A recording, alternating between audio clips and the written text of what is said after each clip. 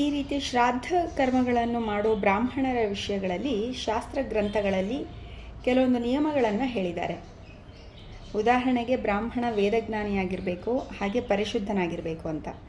ಹಾಗೆಯೇ ಅವನು ಶಾಂತಚಿತ್ತ ನಿಯಮ ಧರ್ಮದಿಂದ ನಡೆದುಕೊಳ್ಬೇಕು.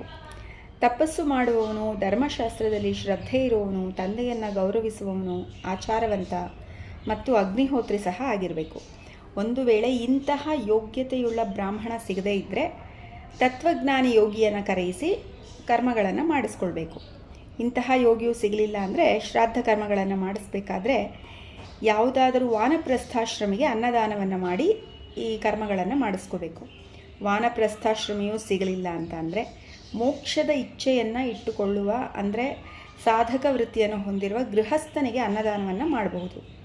ಯಾವ ಬ್ರಾಹ್ಮಣ ಧ್ಯಾನ, ಪೂಜೆ, ಯಜ್ಞ ಇತ್ಯಾದಿ ಕರ್ಮಗಳನ್ನು ಮಾಡೋದಿಲ್ವೋ ಅವನನ್ನು ಕರೆಯಿಸಿ ಶ್ರಾದ್ದ ಕರ್ಮಗಳನ್ನು ಮಾಡೋದರಿಂದ ಪಿತೃಗಳಿಗೆ ಅಸುರಿ ಯೋನಿ ಪ್ರಾಪ್ತವಾಗುತ್ತೆ. ಇಷ್ಟೇ ಅಲ್ಲ, ಮದ್ಯಪಾನ ಮಾಡುವವನು, ವೇಶ್ಯಾಗಮನ ಮಾಡುವವನು, ಅಸತ್ಯ ನುಡಿಯುವವನು, ಸುಳ್ಳು ಹೇಳುವವನು, ಪ್ರಾಮಾಣಿಕವಾಗದೇ ಇರದೇ ಇರುವವನು, ತಂದೆ ತಾಯಿ ಗುರುಗಳಿಗೆ ಗೌರವ ನೀಡದವನು, ಚಾರಿತ್ರ್ಯ ಶೂನ್ಯ, ವೇದಗಳನ್ನು ನಿಂದಿಸುವವನು, ಈಶ್ವರನ ಮೇಲೆ ವಿಶ್ವಾಸ ಇಡದೇ ಇರುವವನು, ನಾಸ್ತಿಕ, ಹಾಗೆಯೇ ಉಪಕಾರಗಳನ್ನು ಸ್ಮರಿಸದೇ ಇರುವಂತಹ ಬ್ರಾಹ್ಮಣ, ಈ ರೀತಿಯ ಬ್ರಾಹ್ಮಣರನ್ನು ಶ್ರಾದ್ದ ಕರ್ಮ ಮಾಡಲು ಕರೆಯಬಾರದು. ಅಲ್ಲದೆ ಅವರಿಗೆ ದಕ್ಷಿಣೆಯನ್ನು ಸಹ ಕೊಡಬಾರದು.